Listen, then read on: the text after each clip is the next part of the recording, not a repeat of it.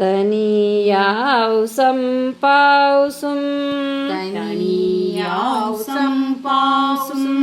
तव चरणपङ्केरुहभवम्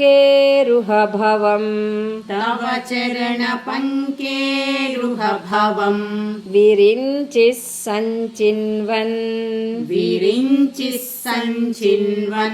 विरचयति लोकानविकलम्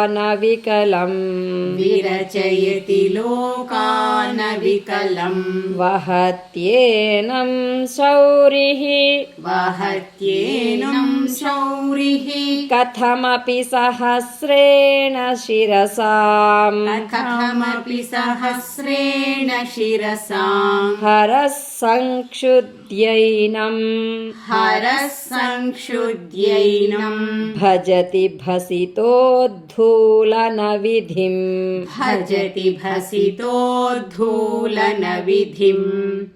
तनीयाौ सम्पासुं तव चरणपङ्केरुहभवम् विरिञ्चिः सञ्चिन्वन् विरचयति लोकानविकलम् वहत्येनं शौरिः कथमपि सहस्रेण शिरसाम् हरः संक्षुद्यैनं भजति भसितोद्धूलनविधिम्।